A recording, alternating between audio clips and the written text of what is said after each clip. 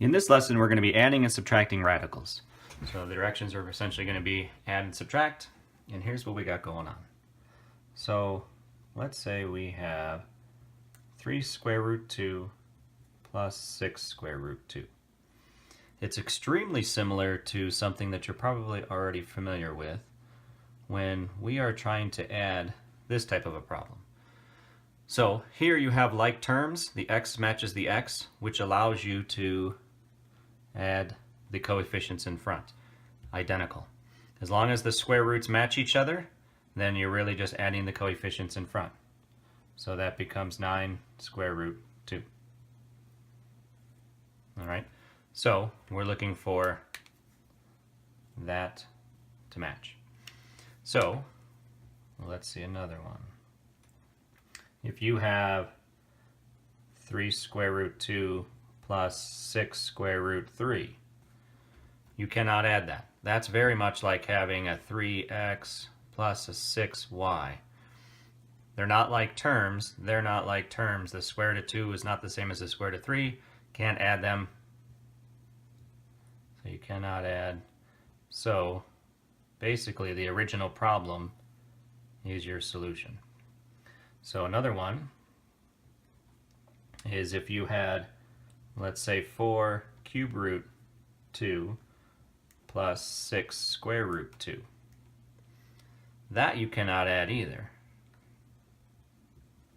And that's pretty similar to having, these are having like different exponents on them. So it's like having 4x cubed plus 6x squared.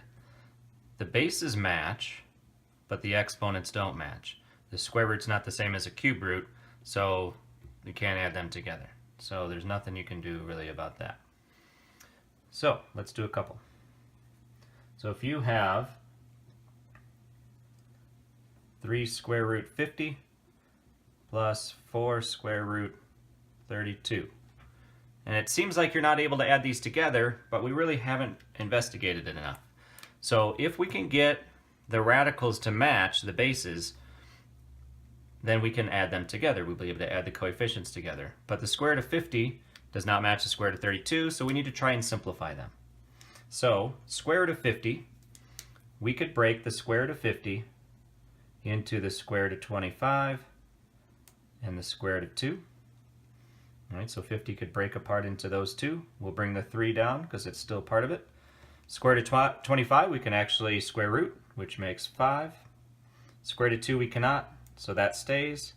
The 3 that we already have, all of these pieces are multiplied together, so they're still multiplied together. So now that's actually going to give us 15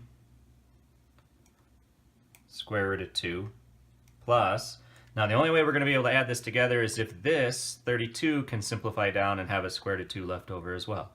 So we need to divide out the biggest perfect square that we can, and 16 goes into 32. We'll bring that 4 down. They're all multiplied together. We separate this up so we can square root it. That becomes 4. We can't square root the 2. And then this 4 comes down, and they're all still multiplied together. So that's going to leave us with 16 square root of 2. Now, since the bases and the radicals match, we can add the coefficients. So 31 square root 2. All right, so let's do another one. All right, so let's do 2 square root 20 plus 7 square root 5 plus 3 square root 2. So we simplify as best we can, and these can't simplify any further. However, square root of 20 can, and we can pull out a perfect square of 4, and 5 would be left over if we break it apart, and we still have a 2.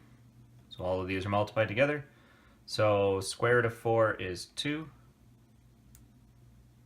Can't square root the 5. We bring the 2 down and multiply these two together. So really now we're dealing with 4 square root 5 plus 7 square root 5 plus 3 square root 2. And we put together what our like terms are. These two match, so that'll allow us to add those coefficients together.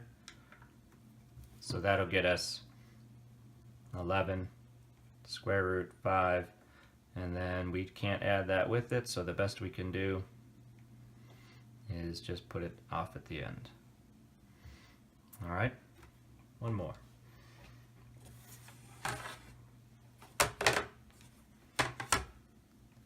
So a sixth problem is if we have, let's say, the fourth root of 81 a to the fifth b to the fifth minus fourth root 8 times b. Same thing, we're trying to simplify this as best we can. So we're looking to take out fourth roots out of this, and 81 actually is a fourth root. So that just turns into 3. Fourth root of 81 is 3. And then with the variables, we're looking to take out how many of the same kind do we have. So we're looking for 4 of the same kind. We have a to the fifth, so we have 5 a's.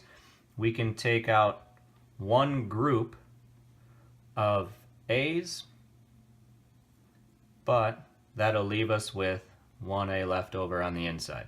So we could take one group of 4 out, and we're left over with 1. Same thing with the b's. We can take one group of b's out, and we're left with the b on the inside. Minus, we don't have at least 4 a's or 4 b's, so there's nothing we can do with that. And now we're going to try to put these two together. So that base matches that base, and they both are fourth roots. And if it helps, that's a 1 in front of that. So the tricky part here is, though, you can't really add those two pieces together, but we can simplify it a little bit by saying that